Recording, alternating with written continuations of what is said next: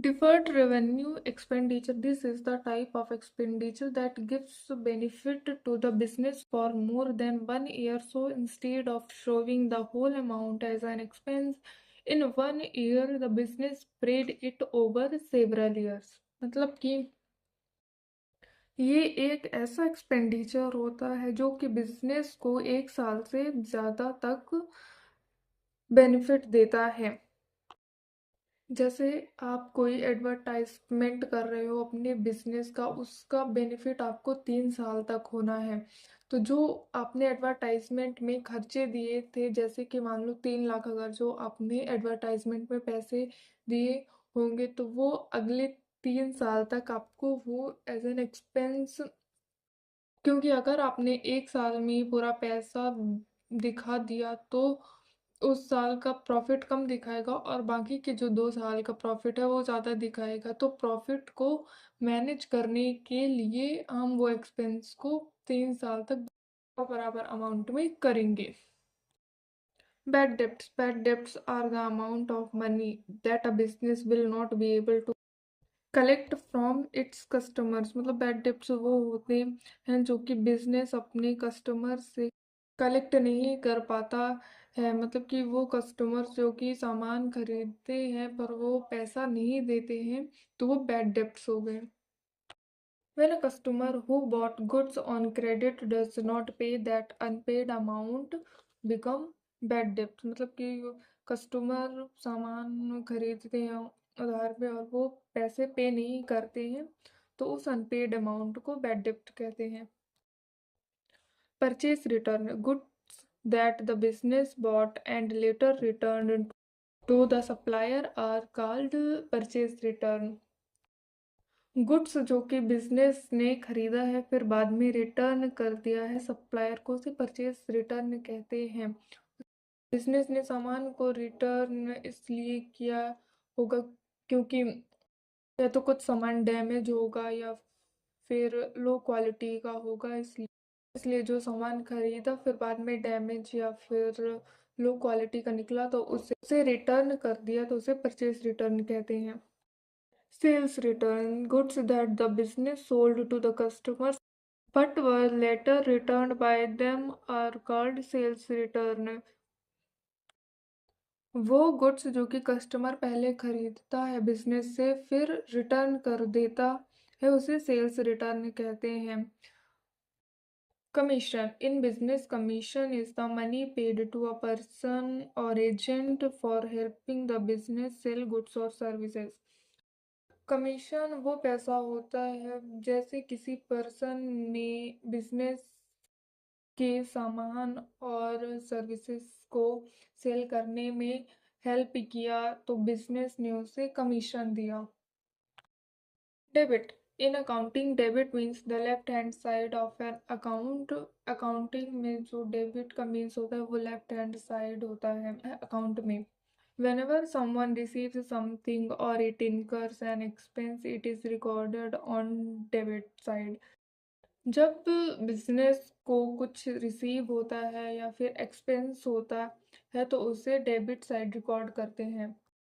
Credit. In accounting, credit means the right hand side of an account. Accounting में जो credit का means होता है वो राइट हैंड साइड अकाउंट का होता है। Whenever a business gives something like cash, goods और earns income, it is recorded in the credit side. जब बिजनेस किसी को कुछ देता है जैसे कि कैश या गुड्स और या फिर इनकम अर्न करता है तो उसे क्रेडिट साइड रिकॉर्ड करते हैं। Book debts. Book debts are the amount of money that a business is going to receive from its customer who bought goods or services on credit। Book debts वो amount होता है जो business को customer से receive करना है क्योंकि customer ने गुड्स और सर्विसेज को क्रेडिट पर लिया था। Accounts. Accounts are records where all business transactions like income, expenses, assets, liabilities are written and maintained।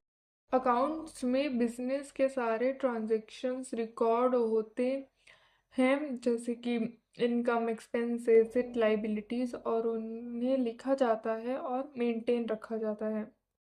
When a person or business is unable to pay their they are called insolvent। मतलब कि वो person या business जो कि पैसे नहीं दे पाती है उसको इंसॉल्वेंट कहते हैं। जैसे उसके पास 5 लाख का डेप्ट यानी कर्ज है पर उसके पास सिर्फ 1 लाख रुपए हैं तो उसे इंसॉल्वेंट कहते हैं। Receipts. Receipts are the money received by a business in the exchange for goods, services or other reasons। Receipt वो होता है जैसे बिजनेस को मनी रिसीव्ड हुई, गुड्स बेच के, सर्विसेज देखी या फिर अदर रीजन से उसे रिसिप्ट कहते हैं। Revenue receipt. Revenue receipt are those receipts which are received from the normal business operations like selling goods or providing services। Revenue receipt वो रिसिप्ट होती है जो कि नॉर्मल बिजनेस ऑपरेशन से रिसीव होती है जैसे कि सेलिंग गुड्स और प्रोवाइडिंग सर्विसेज देकर। They are regular and recurring in nature and are treated as income. ये रेगुलर और रिकरिंग नेचर में होती हैं और इन्हें इनकम की तरह ट्रीट किया जाता है। Capital receipt. Capital receipt are the money which a business does not receive from normal operation such as taking loan, issuing shares और selling fixed assets. Capital receipt वो पैसे होते हैं जो कि नॉर्मल बिजनेस ऑपरेशन से नहीं रिसीव होते हैं। वो रिसीव होते हैं या तो लोन लेकर या फिर शेयर इशू करके या फिर फिक्स्ड एसेट को बेचकर। These are received occasionally and either increase liability of the business or reduce its assets। ये ओकेजनली रिसीव होते हैं और इससे बिजनेस की लाइबिलिटी भी बढ़ती है और इससे एसेट्स भी कम होते हैं। Gain is the benefit or profit that a business receive when it earns more than the cost or get extra income from the operational activities। It is received occasionally and increases the resource or wealth of the business। Gain वो benefit या फिर profit होता है जो business को cost से ज़्यादा मिलता है या फिर उसे एक्स्ट्रा इनकम भी कह सकते हैं जो कि नॉन ऑपरेशनल एक्टिविटीज़ से मिलता है। It is received occasionally. ये ओकेजनली रिसीव्ड होता है एंड इंक्रीजेज द रिसोर्सेज और वेल्थ ऑफ द बिजनेस और बिजनेस की रिसोर्स और वेल्थ को बढ़ाता है।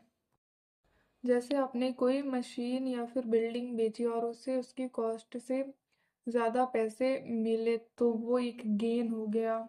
जैसे जैसे आपके बिजनेस के गुड्स को किसी ने डैमेज कर दिया होगा तो आपने वो केस कर दिया, तो अगर आप केस जीतते हो तो वो आपको डैमेज का पैसा भी देंगे। ये गेन भी हो गया।